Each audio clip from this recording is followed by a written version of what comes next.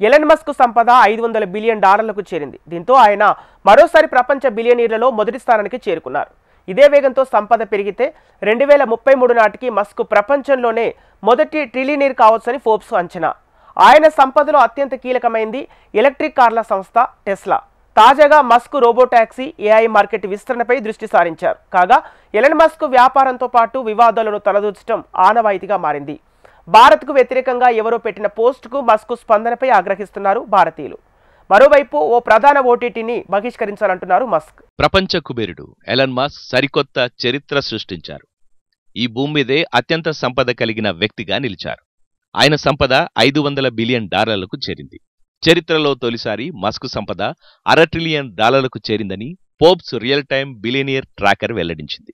తొలి ట్రిలియనీర్గా చరిత్ర సృష్టించే దిశగా ఆయన దూసుకెళ్తున్నారు. రెండవ స్థానంలో ఉన్న ఒరాకిల్ సహా వ్యవస్థాపకుడు లారీ ఎల్లిసన్ కంటే టెస్లా అధినేత $150 బిలియన్ ఎక్కువ సంపద కలిగి ఉన్నారు. ఆయన నికర విలువ $351.5 బిలియన్.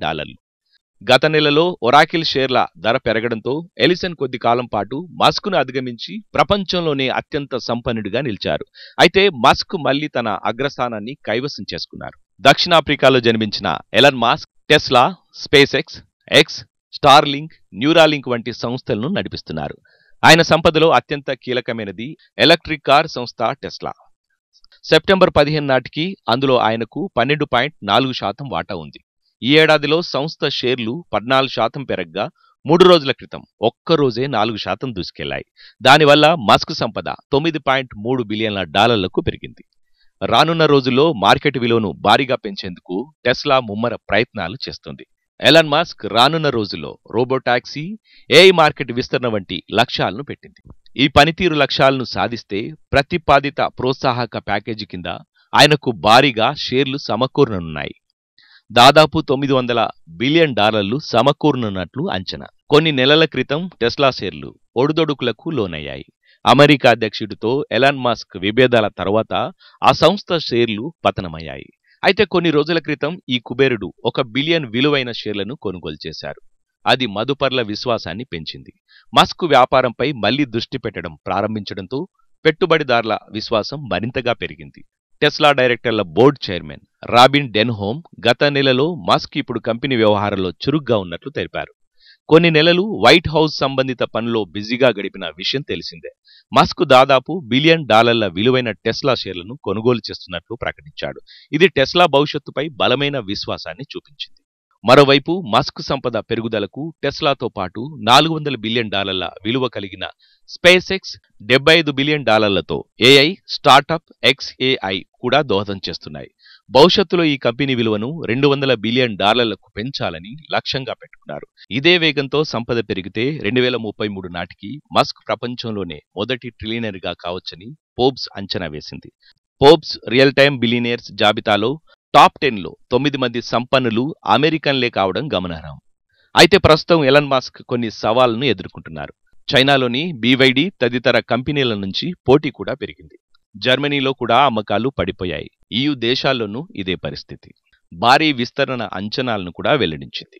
మరోవైపు టెస్లా కంపెనీ భారత్లోనూ తన కార్యకలాపాలను వేగవంతం చేసింది. ఇప్పటికే తన స్టాండర్డ్ మోడల్ Y కార్ల డెలివరీను ప్రారంభించగా త్వరలోనే లాంగ్ రేంజ్ వేరియంట్ను కూడా వినియోగదారులకు అందించనుంది. కొత్తగా మోడల్ Y కారు కొనుగోలు చేసిన వారికి కాంప్లిమెంటరీగా వాల్ కనెక్టర్ను అందిస్తున్నట్లు కంపెనీ ప్రకటించింది. దీని ద్వారా వినియోగదారులు తమ ఇళ్ల వద్దనే సులభంగా ఛార్జింగ్ చేసుకోవచ్చు.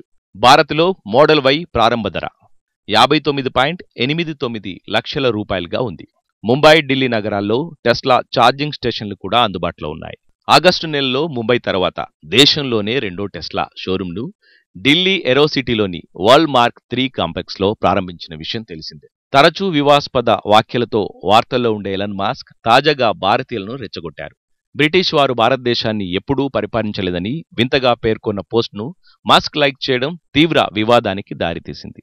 ఆ పోస్టులో భారతీయులు ఇంగ్లాండ్లో అడుగుపెట్టి ఆంగ్లేయులుగా మారితే భారతదేశంలో అడుగుపెట్టిన ఆంగ్లేయులు భారతీయులయ్యారు కాబట్టి ఆంగ్లేయులు భారతదేశాన్ని పాలించలేదు, వలసరాజ్యం అనేది లేదు అని ఉంది.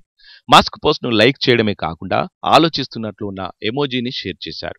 కొద్ది క్షణాల్లోనే ఈ పోస్ట్ వైరల్ అయింది. దాదాపు 5 మిలియన్లకు పైగా వ్యూస్ వచ్చాయి. ఇది భారతీయుల ఆగ్రహానికి కారణమైంది. దీనికి భారత యూజర్లు మస్క్కు బుద్ధి చెప్పే విధంగా కామెంట్లు పెడుతున్నారు. తాజాగా నెట్ఫ్లిక్స్ సబ్స్క్రిప్షన్ను రద్దు చేసుకోవాలంటూ పిలుపునిచ్చారు ఎలన్ మస్క్. పిల్లల ఆరోగ్యం కోసం నెట్ఫ్లిక్స్ను రద్దు చేయండి అని ఎక్స్లో పోస్ట్ చేసిన మస్క్ పోస్టులు వైరల్ అయ్యాయి. తన నెట్ఫ్లిక్స్ సబ్స్క్రిప్షన్ను రద్దు చేసి తన 1.9 బిలియన్ ఫాలోవర్లను కూడా అలాగే చేయమని పిలుపునిచ్చారు మస్క్. ఈ షో పిల్లల రేటింగ్తో వస్తుంది, కానీ LGBTQ+ థీములు కలిగి ఉన్నాయి. మరో పోస్ట్లో నెట్ఫ్లిక్స్ ఇన్క్లూజన్ అండ్ డైవర్సిటీ రిపోర్ట్ను టార్గెట్ చేశారు. ఇందులో శ్వేతేతర డైరెక్టర్లు, లీడ్ క్యారెక్టర్ల గురించి పెరగడాన్ని ఆయన ప్రస్తావించారు. స్కిన్ కలర్ ఆధారంగా హైరింగ్ కాదు, అర్హతల ఆధారంగా చేయాలి అని మస్క్ అంటున్నారు. అలాగే the baby sitters club show పిల్లల్లో ట్రాన్స్జెండరియంను ప్రోత్సహిస్తుందని మస్క్ ఆరోపిస్తున్నారు. Lips of tick talk account post చేసిన వీడియోను కోట్ చేసి మస్క్ క్యాన్సిల్ నెట్ఫ్లిక్స్ అని పిలుపునిచ్చారు. ఇది ఇవాల్టి బర్నింగ్ టాపిక్స్. మరిన్ని అప్డేట్స్తో మళ్ళీ కలుద్దాం. Keep watching HM TV.